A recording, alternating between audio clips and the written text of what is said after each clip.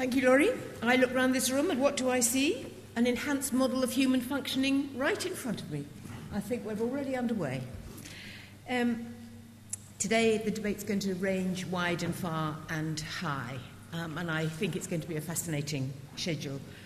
I want to start by just laying out where the Arts Council is at this rather critical point for many people in this room as we set out to decide how we dispose of the funds available to us in the spending review to come.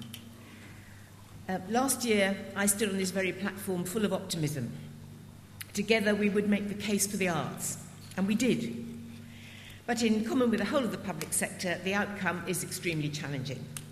A 30% cut to the Arts Council's government grant is a significant reduction in anybody's language. So, what next?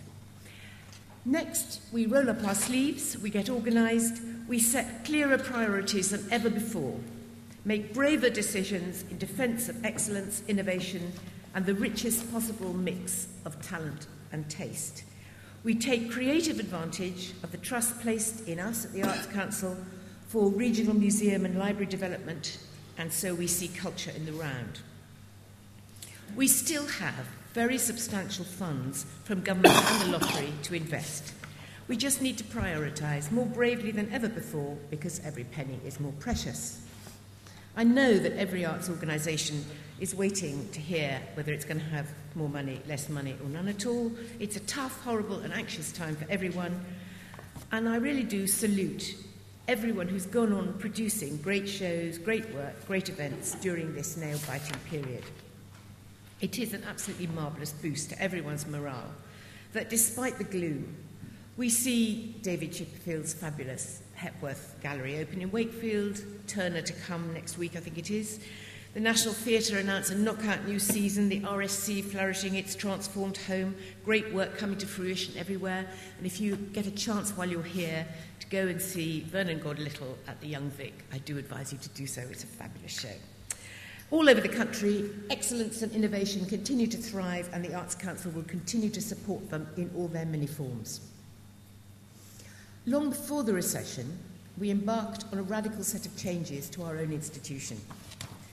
The articulation of our vision and our relationship with artists and audiences up and down the land. Change was needed, irrespective of the economic squeeze, and the work we've done in the past couple of years will, I hope and believe, help us all weather the current storm. First, and to some extent foremost, we have tackled the Council's own costs. As I'm sure you know, we took out 15% of our own overheads last year thanks to Alan's organisation review, and now we've gone further, trimming our own spending this year to keep cuts to arts organisations down to just 6.9%. But I do tell you frankly that I'm worried about the latest target the government has set us. To slice another 50% from our running costs over the coming 3 years, a cut of that size has to mean drastic change. It will seriously affect the scope and nature of the job we can do. It will mean a fundamental rethink, and we need you all to help us do that. But our priority for the moment is and must be to settle the funding of arts organisations for the years ahead. In artistic terms, we've published our 10-year strategic vision, Achieving Great Art for Everyone, which I'm sure you've all got copies of, if not, it's on the web. A simple set of priorities to get everyone focused on our destination. And I want to say thank you to everyone, and there are many hundreds of you, who contributed to the shaping of that vision. At a time of hard choices, it is more important than ever to have a robust framework against which to make decisions. So 5 clear goals will therefore govern our funding decisions.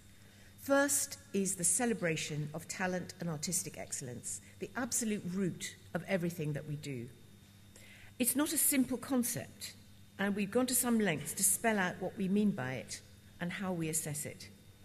Second, we'll pursue our ambition to reach out to more people who could enjoy and be inspired by the arts we fund. We appeared recently before a select committee in the House of Commons, and one of the members said to me, why is it that the Arts Council insists on hitting people over the head who don't want to go to the arts and want to make them go? And I explained that that was far from our ambition.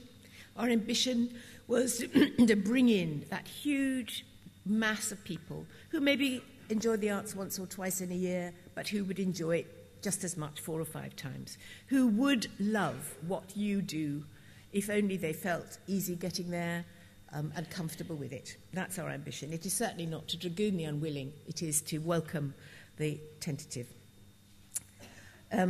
Third, we will make the arts sustainable in every sense of the word, and I mean from carbon reduction to marketing, from finance to fundraising, and not least how the arts can seize the transformative opportunities offered by digital technology.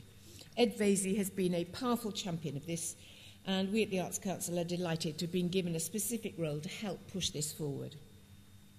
Fourth, we will see that the arts and the people who make and run them reflect the amazing cultural richness of contemporary Britain. And fifth and finally, we will focus on giving children and young people every chance to enjoy, understand and take part in the arts and culture. Those organisations who have applied to be part of what we now call the National Portfolio have been asked to explain how their work will contribute to at least 2 of their goals. These goals, alongside good governance and a realistic business plan, will be the basis on which we make our decisions. The knowledge that we have of the organisations we've dealt with before has come into play, and for new applicants, we've reached a view about the potential they bring and any track record with us outside the former RFO portfolio. In all, we had 1,340 applications from organisations who believe they can help us achieve these ambitions.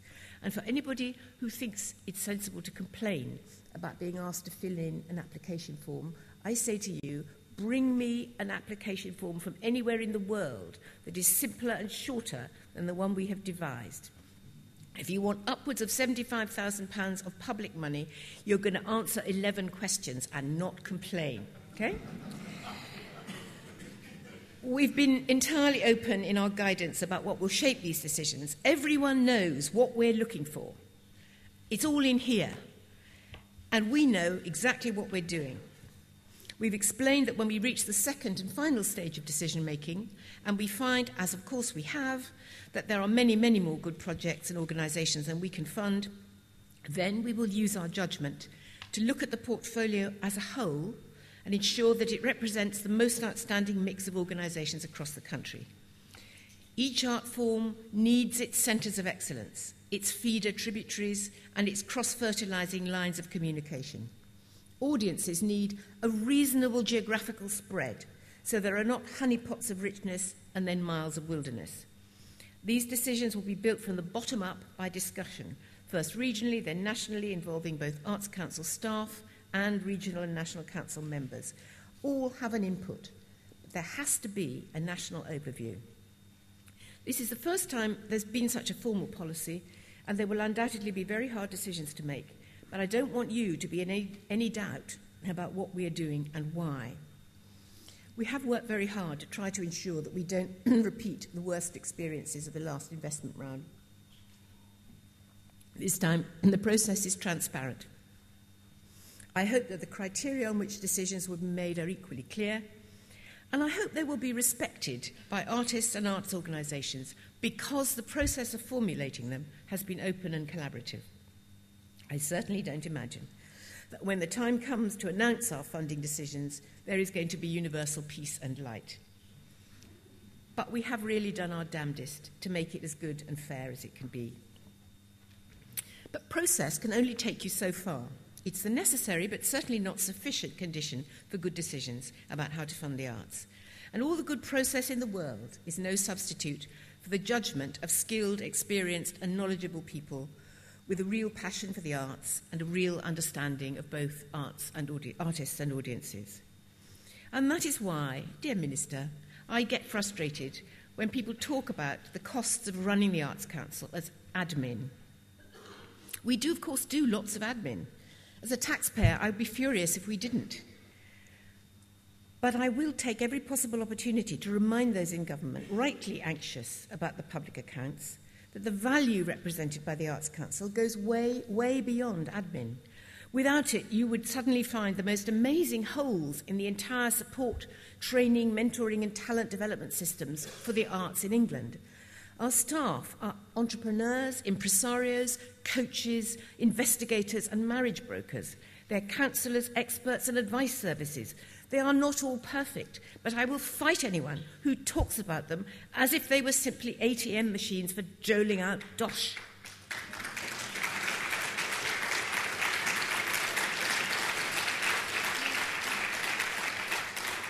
Thank you. Rant over. So the investment process is in place. The vision is spelt out in our little pink book and on our website. But the realisation of that vision is not in the hands of the Arts Council. We are the servants of the creative talent of artists and the desires and responses of audiences. Serving these two masters is our overwhelming duty, and we should be judged by the extent to which we fulfil it. Of course, the instrumental effects of the arts are manifold and marvellous.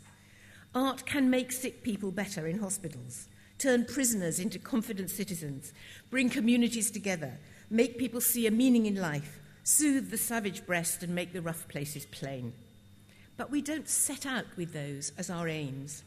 We know they will happen if we steer for our stars of excellence in creative talent and commitment to audiences. Politicians will always ask us for numbers through turnstiles, and we will tell them, because we too care about those. They will ask us for data on cost per grant, take-up per education pack, employment and training outcomes, and value for money. And we will tell them, because we too care about those things. We will map the contribution of the arts to the creative industries of design, film, television and gaming, because we too care about them, and the arts are their R&D. But in the end, we say, ours is a nation of burgeoning creativity. Our artists, musicians, actors, directors, sculptors, acrobats, writers, dreamers and inventors are as precious a resource as North Sea oil or the coalfields, and they are a lot more renewable and enduring. The world outside knows that and flocks to see and hear our art, from Hofeschecter to Hamlet. We are brilliantly creative, and that brilliance makes our people happy. It stamps our modern identity and embraces our global profile. And that is why, even in hard times, we should invest public money in the arts, and why the Arts Council will do its level best to support and nurture art and artists through times which may be really tough, but are also full of promise. Thank you.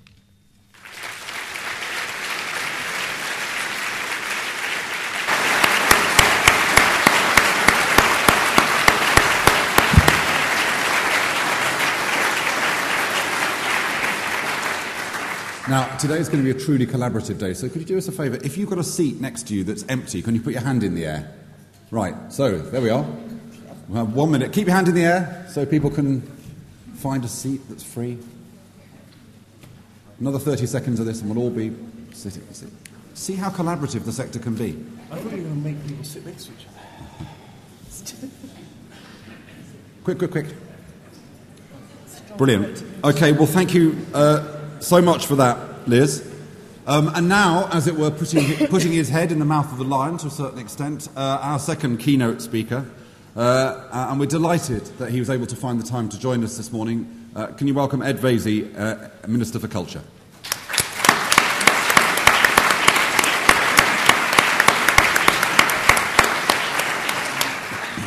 Thanks very much, Matthew. Matthew and I have already had our first disagreement this morning when, on the podium, he said he felt that the State of the Arts Conference was fast establishing itself as the most important arts conference in the arts calendar, and I said it already has established itself as the most important conference in the arts calendar, and therefore it's a great opportunity for me to set out where we are now and what we see as the challenges ahead.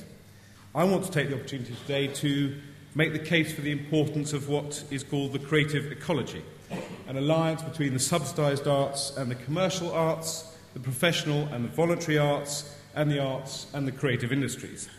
I want to argue that arts policy should take this creative ecology into account in order to see the bigger picture and the wider opportunities. We are a hugely creative nation, and we do have tough times to face, but we will get through them if we face them together. And the great strength of the arts is its ecology. Subsidised arts feeding into the commercial arts, voluntary arts and the amateur arts, ensuring the creative spirit is present in every corner of the nation. And we should never forget that the United Kingdom is still revered around the world for its culture and its creativity. Tough times can make us think the glass is half empty. My view is that our cup is still plentiful. Nevertheless, much of the debate about the arts focuses solely on the level of grant funding, so let me begin by talking about the money. First of all, it's worth reminding people, and some still seem oblivious to this fact, that last year's settlement took place against the background of the largest budget deficit in peacetime history. The economic legacy we inherited means that we're borrowing £120 million a day. £1 in every 4 we spend is borrowed money, and only Spain and Ireland have deficits greater than ours. In opposition, we didn't pretend that we could maintain arts funding at current levels after the election. No one who was being honest about the state of the public finances could possibly have argued that. And anyone who still pretends that it would have been possible if they had won the election is being, at best, disingenuous. So, although I'm under no illusions that these next few years are going to be tough, given the hand we were dealt, I believe we've done the best we could. Because despite a decrease in grant and aid, an increase in lottery funding means that the Arts Council budget will fall by just 11% over the next 4 years. Core funding for arts organisations funded by the Arts Council has been protected and will fall by less than 15% over the Parliament. Funding for our national museums will fall by just 15%, and the decision to release £143 million in reserves will make a significant difference to many of their finances. Renaissance funding will fall by just 15%, and the increase in heritage lottery funding will help here as well. More than a third of HLS grants go to museums. Lottery funding for film will increase by 60% from 27 million to 40 million. We've secured funding for music education at £82.5 million for next year. We've set aside £80 million of new money over the next 4 years to help boost private giving and philanthropy. And in order to help protect the front line, the department is also reducing its costs by 50%. Funding across the arts will be more than £1 billion this year. That's still a hugely significant sum. It's broadly in line with the sums of money that have been received over the last 15 years since the creation of the lottery. Indeed, it's interesting to see that combined lottery and grant and aid funding for the Arts Council has only beaten the level it was in 1997 in 2 subsequent years, and in each of those years by less than 2%. So let's not pretend that we're moving from feast to famine. We've also ensured that we've simplified the landscape. We've moved responsibilities from the MLA to the Arts Council to create a single home for the arts, regional museums and libraries, giving the Arts Council a much stronger voice to make the case for culture at local and regional level. We've merged the UK Film Council with the British Film Institute to create a single home for British film, and we're also establishing Creative England to support the creative industries throughout the country. But at the same time, we recognise the challenge faced in other parts of the public sector. I know that one of the biggest worries at the moment is local authority funding. This government is passionately committed to devolving power to local level, to locally elected officials and to communities. Local government knows the needs of local people far better than a central government department ever can. And while I might not agree with every decision made by every local authority, I respect their right to make that decision themselves. The last thing the arts needs is a Whitehall minister demanding changes to every decision in a local authority that he or she doesn't agree with. And I know that a lot of local councillors would find that hugely counterproductive. The challenge for the arts is to work with their local authorities, to persuade a council leader that the local library or the local theatre or the local arts centre is a fundamental part, not just of the arts in their area, but for their entire community, and that it can deliver more than just the arts. It can deliver health, education, social services, and act as a hub for the community. Good local authorities get this already. For all the bad news, I also hear good news in places like Newcastle, Gateshead, Reading, and places all over the country. The challenge we jointly face is how to help the good ones share the expertise with the ones who are still struggling, and help you to win over sceptical chief executives and councillors across the country. I've often commented about how fortunate we are in this country to have some of the most inspiring arts leaders and performers in the world.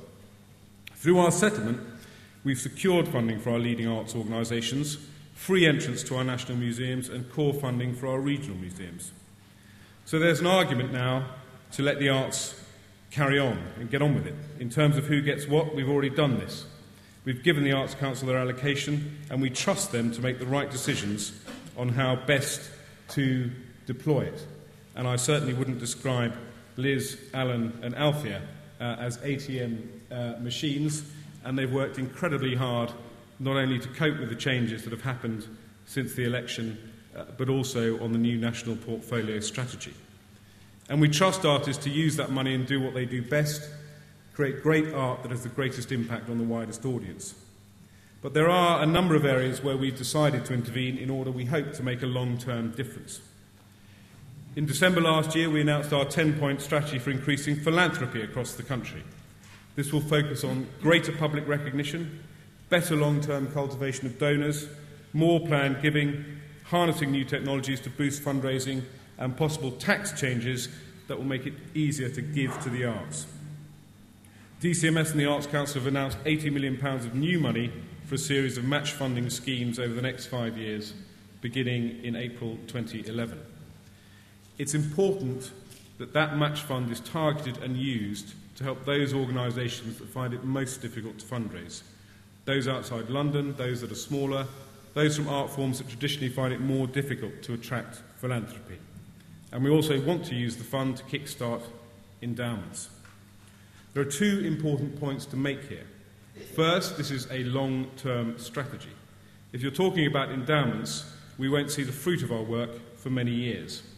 And secondly, the emphasis we place on philanthropy is emphatically not with a view to replace core funding. The other great opportunity for the arts is in leadership and innovation. The past decade has seen some enormous leaps in how we think about leadership in our sectors. The amazing support of Dame Vivienne Duffield, the work of Hilary Carty and the Cultural Leadership Programme have brought the importance of good leadership to the front of everyone's minds and have inspired a new generation of exciting, innovative cultural leaders. But not only do we need to keep thinking about where the next generation of leaders comes from and the next after that, we need to think about other kinds of opportunities that we need to grasp to continue to flourish. The rapid changes in technology provide just such an opportunity. It is vital that arts organisations take advantage of new technology as a new way to engage with audiences and even, dare I say it, to make money. Through technology, arts organisations can really begin to understand where their audiences come from, who they're failing to reach, to push out content to become broadcasters and content providers. Michael Kaiser from the Kennedy Centre wrote a great piece in the Huffington Post last week, just before it was sold, about some of the themes I've talked about. In 7 simple points, he nails exactly why technology has and will continue to revolutionise the way we go about our lives and what that means for artists and audiences. But writing, I suspect, about the American arts scene, he said, "Most arts leaders I meet, new technologies are viewed as a threat. They're perceived as competitors for our audience's time and attention rather than our biggest allies. Arts organisations have been slow to exploit the power of new technology and cling to older, more expensive techniques that are not as effective. We are clearly doing something wrong. We must find ways to embrace the new technologies. We need to apply the creativity we bring to our stages and galleries to the use of these new tools. The business world, entertainment industry and sports world are all doing so. If we don't make a committed effort, we will fall hopelessly behind and the arts will lose their place in our society." I agree with a lot of what's said there. Far be it for me to accuse the arts world of being conservative, but there are clearly opportunities to be had here.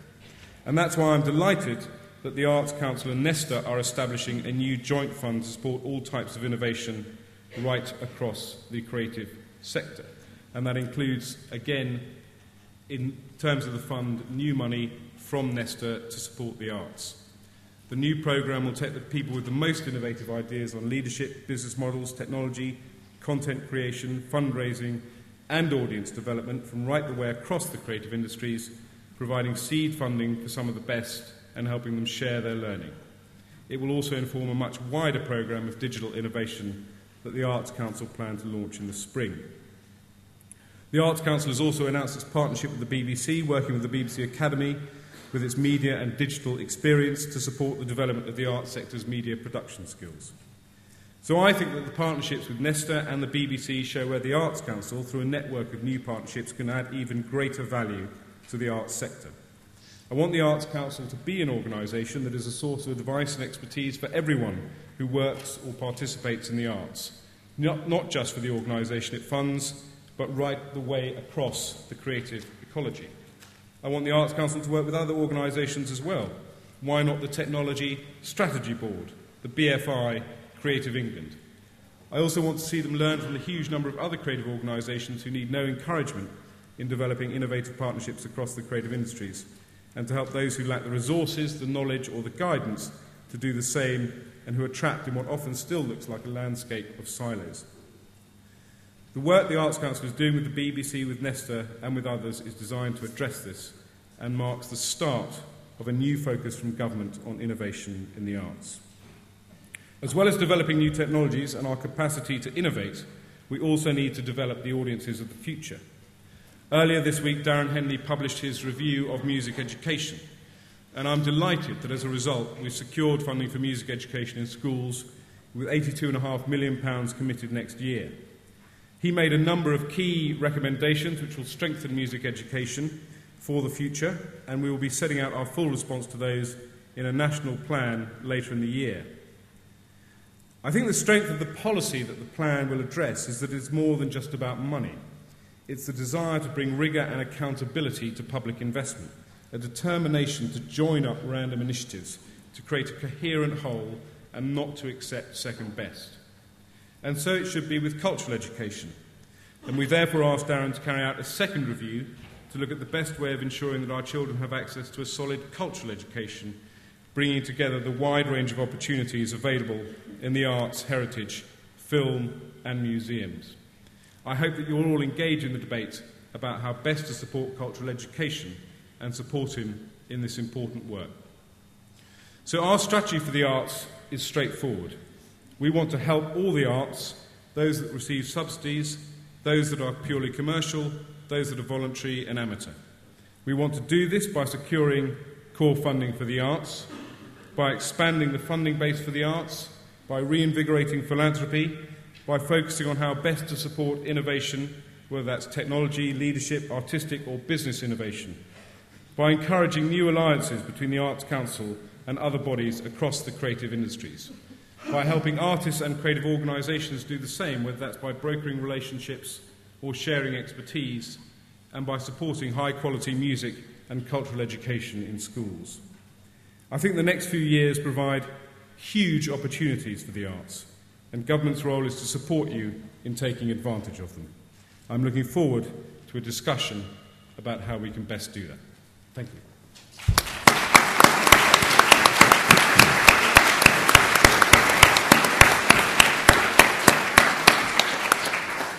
Well, thank you, Ed. Now, we took on board comments that were made last year by people attending the conference about wanting something which was more interactive and more opportunity for people to talk to each other, not just listening to speeches from the front. And we're going to act on that in a second by asking you to work in groups at your table to do two things. We want you to work as a group and identify a question which you would like to ask of Ed or of Liz.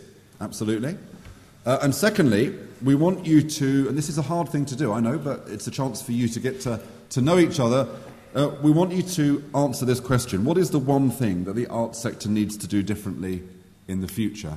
Now, what will happen is you will write down your answer to that, and we will collect up all those answers, and we will process them through the day, and so therefore you'll get feedback during the day, but also there'll be an opportunity in a few minutes for us to take some of those questions and some of those points and share them around the room before we move to the next session. But it seems to me that it's only fair, if I'm going to ask you to do this tough work, that I ask our two speakers to do a similarly tough task, which is to ask them to answer the question, what is the one thing the arts might need to do differently in the future? You can see from their faces they had no idea I was going to ask them this question.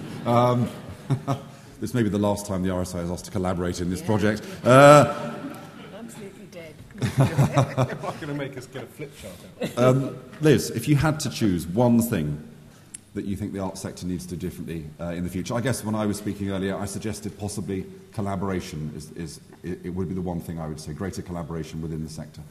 What would be your one thing? I think the sector is very collaborative. It always amazes me how collaborative it is. I think this is very difficult. I'm going to say something which, unless I get it really well balanced, you're going to hate. But it is that the arts sector would find a perfect marriage between people who create art and people who make the resources for creating art. That's to say, a marriage of that artists understand about the budgeting and the marketing and the impact on audiences of their work. Many, many do. But I can see all over the place, places where artists allow themselves to be deluded into thinking that their artistic freedom is the greater, the less they know and understand about the business of making and selling their art. And I think that is a terrible poverty. And I think that is actually a prison for artists, and I would hope more of them could break out of it. Fantastic. Ed? Think creatively. I think that the arts sector should think creatively about the kind of alliances that it can forge, whether they're local or national, at government level or at local level. Think about organisations that you might think you have absolutely nothing in common with, and go and talk to them and find out whether there is actually a meeting of minds. Great. Okay, well, those are two good examples for you to bear in mind as you respond to the task that we're setting you. So, one question and one answer to the question, what is the one thing the arts ought to be different in the future? You've got about 10 or 15 minutes, so start introducing yourselves to each other, and we'll come back to you in 15 minutes. Fantastic.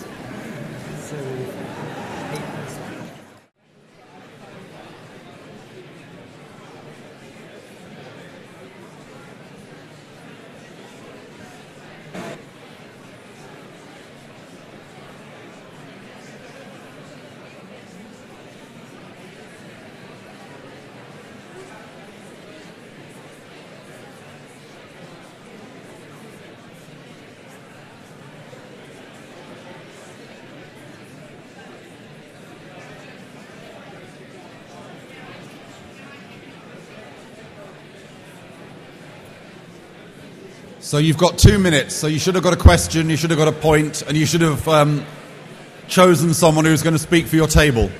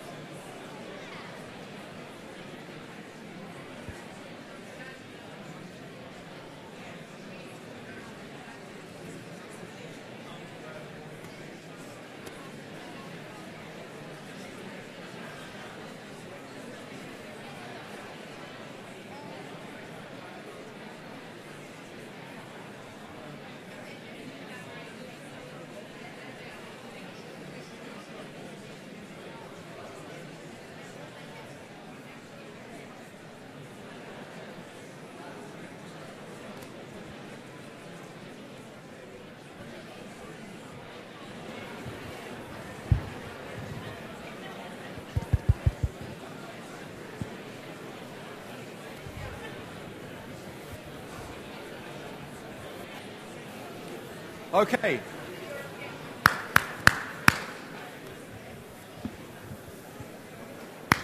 Okay, folks.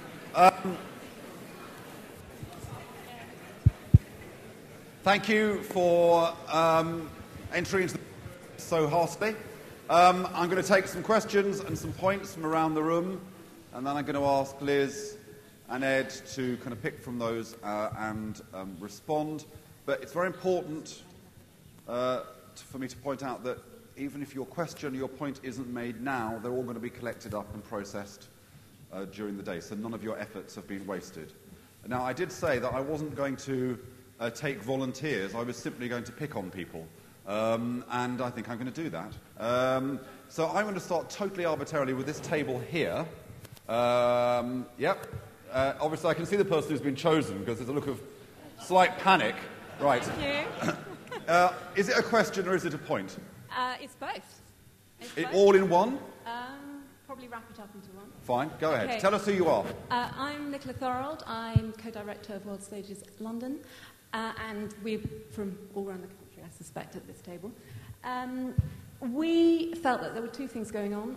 One was outward-facing, which is around how we better improve communication and articulation around the value of the arts. We also felt that there was something really fundamental and really important which relates to our question, which is in the field of cultural education. And it is about higher education, it's about schools, it's about the work we do in schools and with young people, and the fact and how we ensure that the creative base of this ecology is sustained and indeed diversified going forward, and that that's a real concern to us. So our question is how do, and it's actually, we're not going to ask the question you want us to do, because we want to ask Ed Vaizey specifically a question, which is, you talk about the importance of cultural education, but what are the formal processes that you can put in place that will embed joint working, collaboration across government to ensure that cultural education really is sustained and can thrive? Thank you very much. Okay, I'm now going to choose this table over here simply because there's someone who's got a red ribbon in her hair. And, sorry, you'll never do that again, I know. It doesn't mean that you have to speak, it just means that someone at your table has to make a point. Okay, tell us who you are. I'm Cassie Fry, from Year One Consulting. We had a discussion quite similar around communication and how we use different channels to communicate what arts organisations are doing and what value we put on those different technological streams and getting the audience's input. So talking a lot about kind of Facebook pages that are run by audience members as well as by organisations. And talking a bit about collaboration as well, so marketing collaboration between arts organisations, so it's just a little bit more joined up. Brilliant. And was there a question or just a point? You don't have to. No, it's a great point. Okay, fantastic. I'm now going to choose the table right over there because I think it's got someone with a computer open on the table, which means that it's obviously a high-tech table. And I'm going to ask someone from the high-tech super geek table. They haven't chosen someone to speak for them. Very good. Yeah, they have, but it's not the high-tech super geek, sadly. My name's Sue Wilkinson from the Museum, Library and Archive Council. We started with a discussion about accessibility because we felt that this conference needed to be a bit more accessible. Several people at this table have had some difficulty just getting into this room or hearing what's going on. We talked about the arts needing to be more permeable and to be more deliberate across a range of platforms, and to be very honest about their purpose, about what it is they're trying to achieve, and also about what impact they're having. And our question was for Ed Vaizey, and it was picking up on the points that he was making about the context in which we're all going to be operating in the future. And it was focusing on the practical. So what are you, Minister, going to do to ensure that local authorities and that other government departments are actually able to consider the impact on the creative ecology and are going to be able to continue to thrive in the current environment? Great, thank you very much. Now, I can see that the tables at the front have fallen into a kind of false sense of security. They're seeing my eyeline and they think we're going to get away with this, but you were wrong, so I'm now going to pick on this table here. Hello, I'm Tom Andrews, Chief Executive, People United. We don't know if we had a question, but we had 3 points that came up from our discussion. They'll be brief, though, won't they? Very brief. First, to reflect honestly about where we are and what we do within the ecology, so about reflection.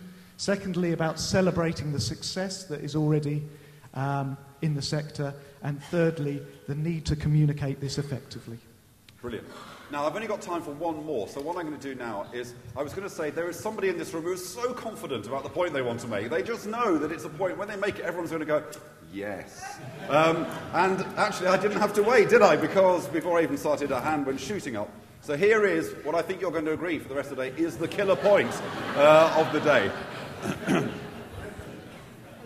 As you might have guessed, I'm an arts publicist. My name is Martha Oakes.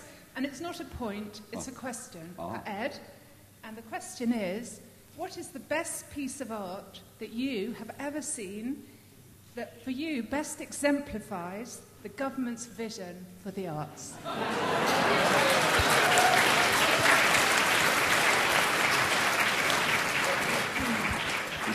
You did not let me down. And an RSA member. Okay, so a lot of those things are directed towards Ed, but I'll start with you, Liz, to pick up on a couple of those points before I ask Ed to answer that range of challenging questions. Well, the ones directed at me, I suppose, are mainly about articulating the value of the arts, and we do go on and on and on about this, and I'm beginning to get rather impatient with this idea. You know, we do nothing but articulate the bloody value of the arts. And actually, there comes a point when you just go to the stuff. You know,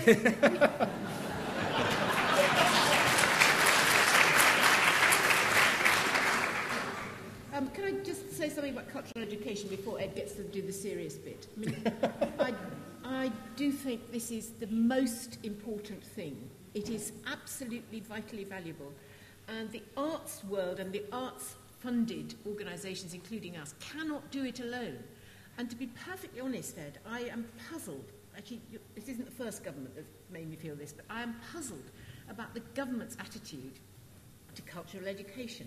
It does always appear to be facing in 6 different ways. Why is it so difficult to get the education department allied with the culture department? They all say they want the same things. It isn't rocket science. Why is it so damn difficult?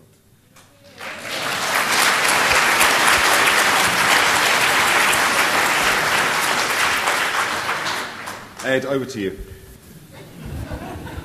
Well, let's start with cultural education and the Henley-Forgan review into cultural education that I announced half an hour ago. If it's not so difficult, Liz, then I'm looking forward to you working with Darren to make it a reality. And that's not a glib point, because I think that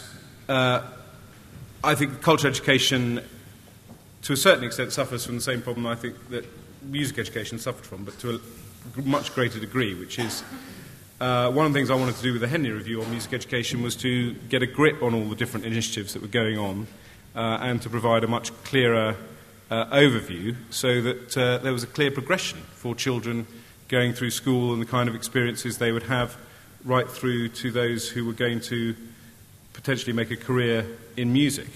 And I think the reason that cultural education is so damn difficult is because there have been so many different initiatives. I got into trouble when I spoke at the Cultural Learning Alliance for what I thought I was making a deeply obvious point, but apparently it was not, which is that I think we have to define what cultural education is, and I think that's what I'm hoping to get from Henley too. I'm hoping that we will actually define what we mean by cultural education and from there work out the best ways of delivering it. And that involves obviously schools themselves, it will involve the Department for Education, and it involves arts organisations, and it potentially involves a whole range of different other organisations. So I think there's a great opportunity here to put together a coherent landscape for cultural education. In terms of what am I going to do in terms of working with other government departments and local authorities, I'll get a bit Liz Forganish about that question, which is that, in a sense, the problem with that question was the way it's phrased. To begin with local authorities, I wouldn't start from here, that sort of terrible, dodgy answer. I think that when you have a crisis in local authority funding for a local arts organisation, it comes because there's been a breakdown in communication. And if there had been far deeper engagement over many years, you wouldn't have got to that stage. But let's not also forget that this is not a new problem.